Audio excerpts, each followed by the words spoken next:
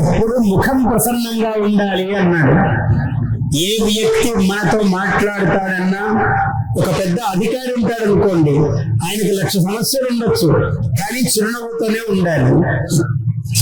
నేనేం పెద్ద అధికారిని కాదు కదండి, నా ఇంట్లో నా ఇష్టం, నేను ముఖం ముడుచుకొని కూర్చుంటానని అనుకోకూడదు. నువ్వు అధికారి అయినా కాకపోయినా నీ ముఖం ప్రసన్నంగానే ఉండాలి. ప్రసన్నవదనముతో ఉండాలి, ఎప్పుడు కూడా నవ్వుతూ ఉండాలి.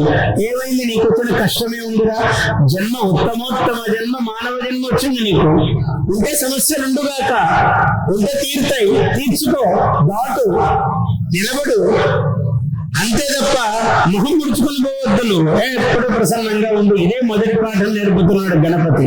శుక్లాంబరధరం, శుక్లం అంటే తెల్లని వస్త్రములు, ఎప్పుడు కట్టిన బట్ట కట్టొద్దు.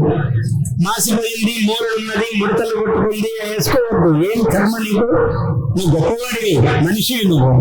అందువల్ల ఉతికిన బట్టలు వేసుకో, కొత్తవి వేసుకోవాలని అర్థం కాదు. శుక్లం ధవళంగా తెల్లగా ఉతికిన బట్టలు వేసుకో. శుక్లం మురికి బట్ట కట్టరాదు. శుక్లాంబరధరం విష్ణు, అన్ని చోట్ల నీ బుద్ధి వ్యాపించాలి. విష్ణు అంటే వ్యాపనశీలుడు.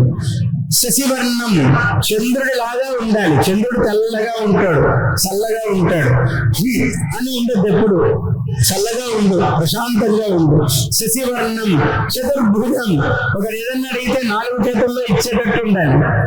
ఒకరెవరైనా మీదకి వస్తే 4 చేతుల బలం ఉండాలి నీకు, అది చతుర్భుజానికి అర్థం. శశివర్ణం చతుర్భుజం ప్రసన్నవదనం అని ఊరికే వికిల్ నవ్వు నవ్వద్దు. ప్రసన్నవదనం, ప్రసన్నంగా ముఖం పెట్టుకో.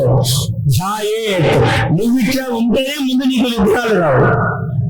నువ్వు ఇలా ఉండి గణపతిని పూజించు, మీ విజయాలు శతగుణితం సహస్రగుణితములు అవుతాయి. తథాస్తు. మీ అందరికీ కూడా అటువంటి దిగ్విజయములను Mahaganadhipati ప్రసాదించుగాక. Please subscribe to our YouTube channel. Like and share this video.